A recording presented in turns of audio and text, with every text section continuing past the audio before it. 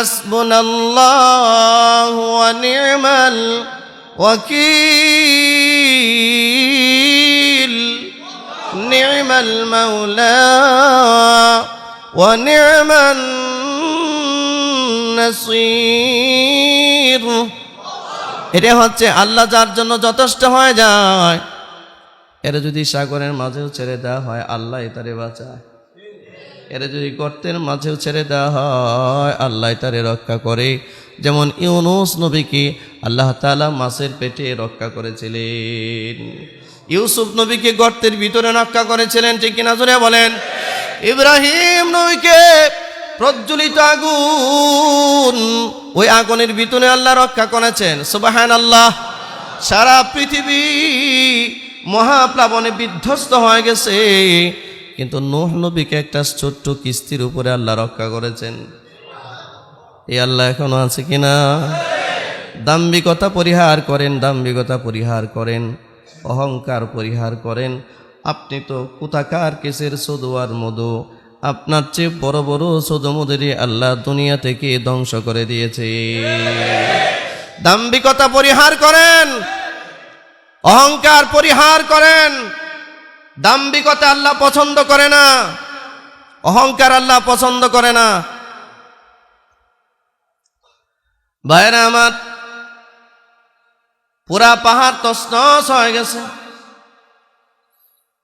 রক্ষা করেছেন আব্দুল্লাহকে কে? ওই পাথরের পাহাড় থেকে হেঁটে হেঁটে নিচে চলে আসছে। আব্দুল্লাহ জনপদে চলে গেছে, কিন্তু ওই পৌত্তলিক মূর্তি পূজানি জালিমের যে সেনাবাহিনীর লোকেরা, তৎকালীন সময়ে যে পুলিশের লোকেরা, প্রশাসনের লোকেরা তারে ধরেনি, পাহাড়ের উপরে হত্যা করার ষড়যন্ত্র করেছে, একটাও ফেরত আসতে পারে নাই, একটাও ফেরত আসতে পারে নাই। আপনারা ভাবতেছেন বানানোর কথা মনে হয়? ফিরে আসছে, ফিরে আসছে আব্দুল্লাহ, ফিরে আসছে আব্দুল্লাহ। জনপদে যখন গেল মূর্তি পূজা, কই বাদশাহ আবারও জানলেন আব্দুল্লাহ কিছুই হয় নাই, আবারও আব্দুল্লাহকে গ্রেফতার করলেন। এই যে জেল জুলুম, গ্রেফতার, মারা, ধরা, ভাসিয়ে দেওয়া, এটা নতুন নয়, এটা পুরান ইতিহাস, ঠিক কিনা ভাইয়েরা আমার। আব্দুল্লাহকে আবারও ধরলেন, আবারও ধরে বললেন নৌবাহিনীরে, এবার অর্ডার করলেন নৌবাহিনীরে, ধরো, এরে ধরো, জাহাজের মধ্যে উঠাও, একেবারে সাগরের মাঝখানে নিয়ে যাও, হাত পা বেঁধে সাগরের মাঝে ছেড়ে দাও, দুনিয়ার কেউ যেন কোনোদিনের লাশটাও খুঁজে না পায়। নৌবাহিনীরা পৌত্তলিক রাজারে দেখেন না,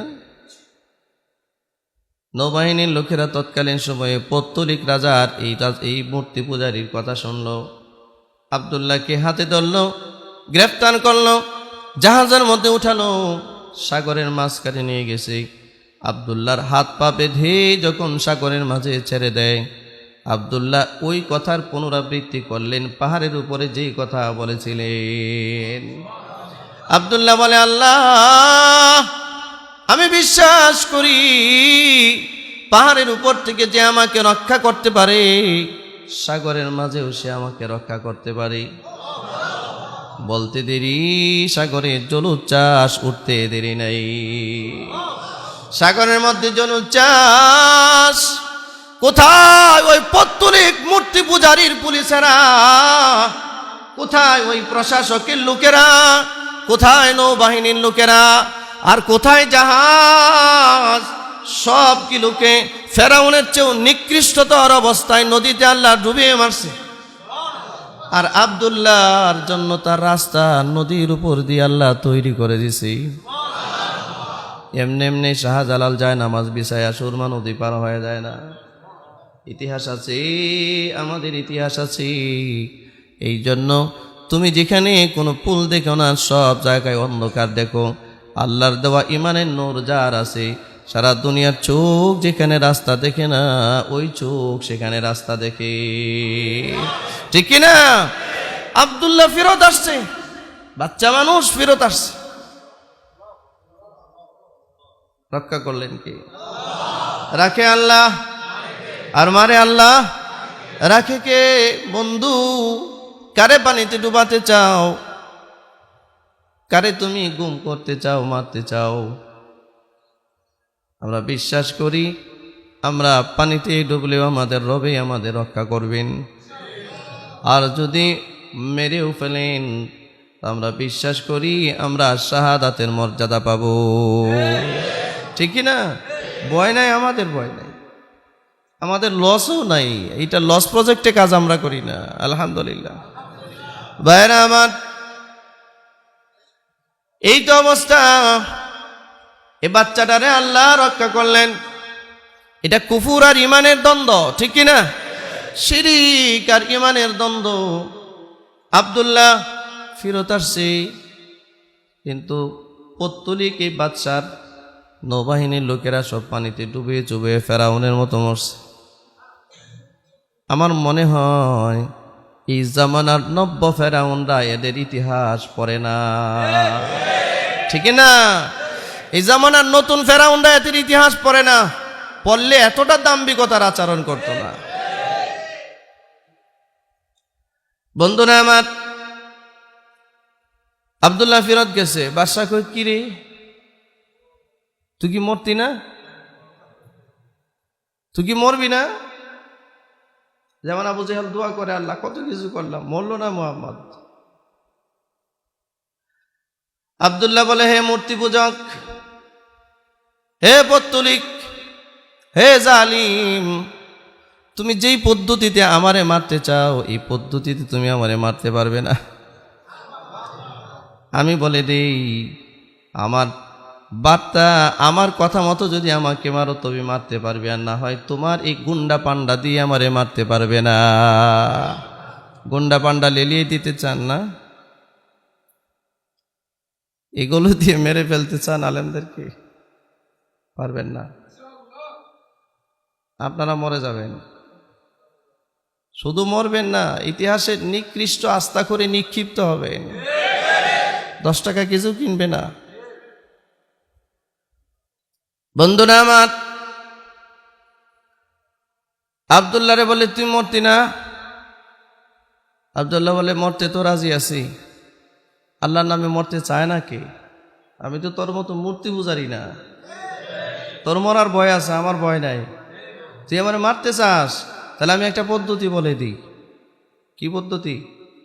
সারা শহরের মানুষ এক কানে কর, সারা এলাকার মানুষ এক জায়গায় কর।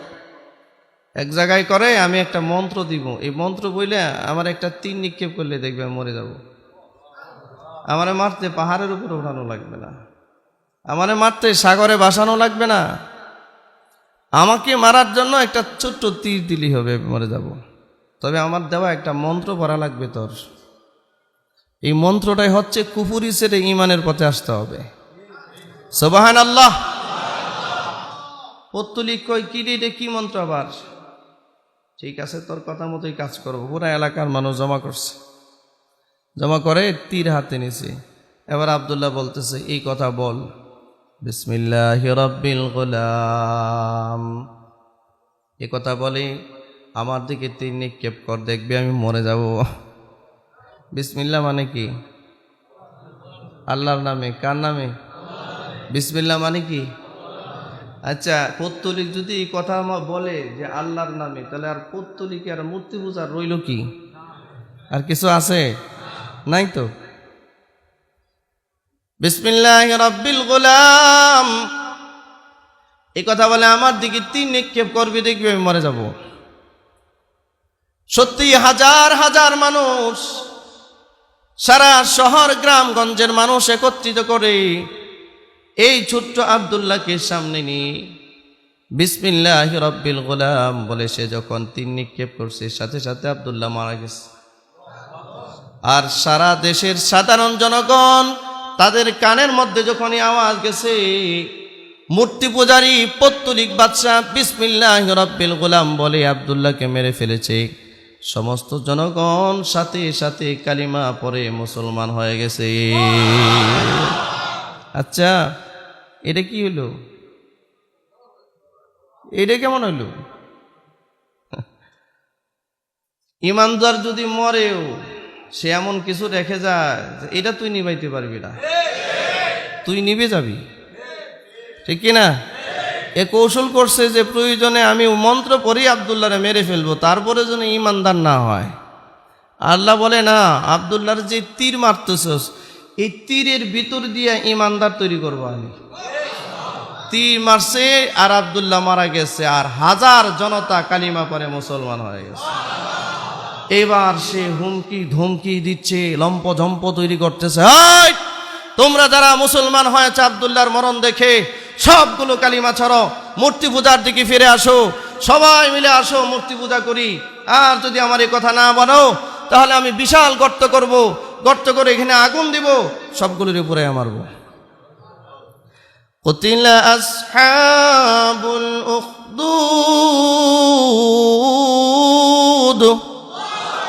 النار ذات الوقود إذ هم عليها قعود وهم على ما يفعلون بالمؤمنين شهود।